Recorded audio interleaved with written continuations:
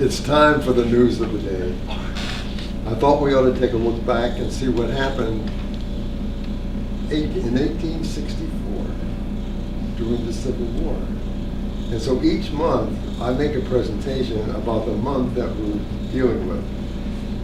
Today, of course, is the month of March. And I'd like to tell you what's happening right up to date. Okay?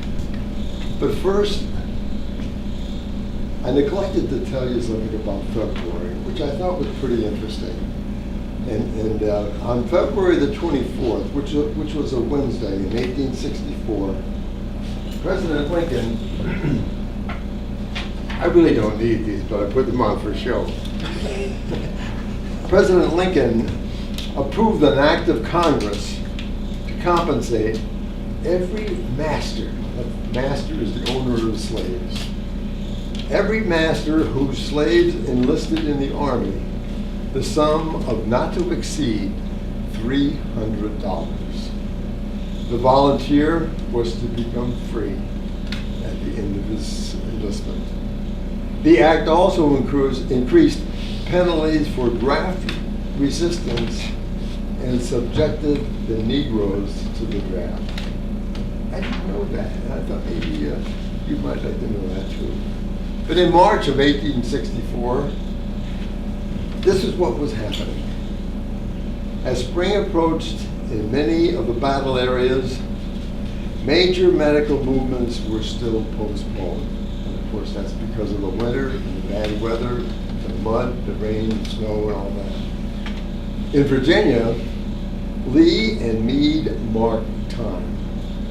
Although Richmond was agitated by an approaching cavalry raid, now that the U.S. Congress has created the rank of Lieutenant General, the people awaited Grant's ascendancy to the overall command of the Army.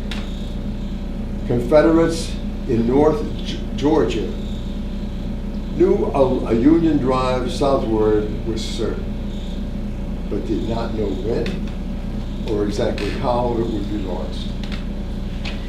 In the Confederacy, the grim perseverance showed some signs of weakening. In the North, there was awareness of the approaching presidential election, and there were optimistic hopes for a victorious summer.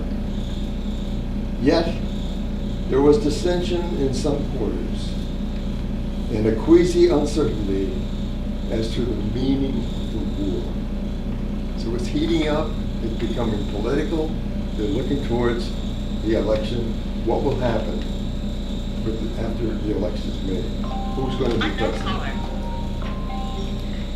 On Tuesday, March the 8th, the White House in Washington echoed with cheers and hand claps as a rather squat man in the disheveled Major General's uniform stood on a sofa in the East Room. Ulysses S. Grant, soon to be General-in-Chief of the U.S. Armies, met President Lincoln for the first time. Both men appeared somewhat embarrassed, and little was said, but a working partnership was unobtrusively being forged.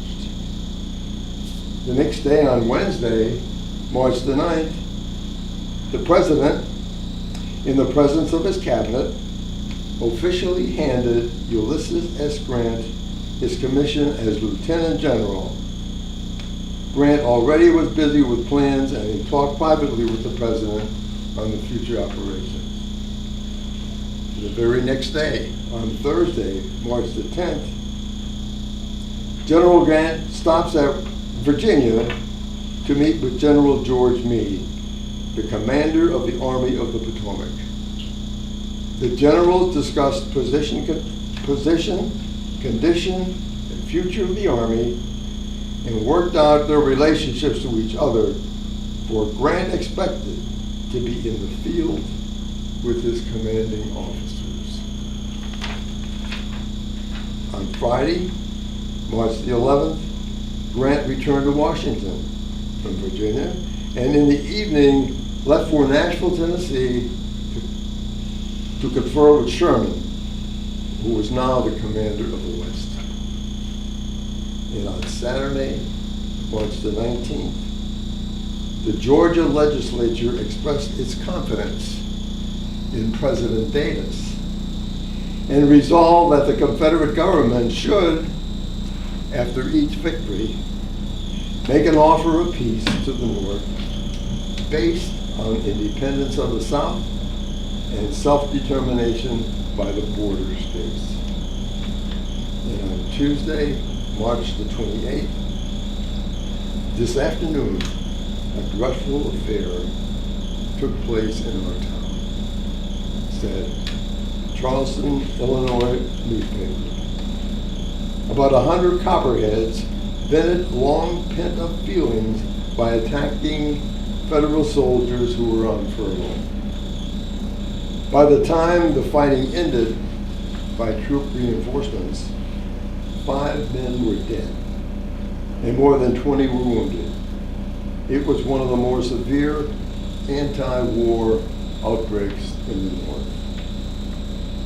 And finally, on March the 29th, which was a Tuesday, President Lincoln, in his usual skillful way, dissuaded General Meade from formally requesting a court of inquiry in regard to Gettysburg. Criticism of Meade's command had been appearing in the press, and they were possibly written by officers in the battle. So what's new? Isn't the same thing happening today? Let's have an investigation. And that, my friends, is the report for March of 1864. Thank you.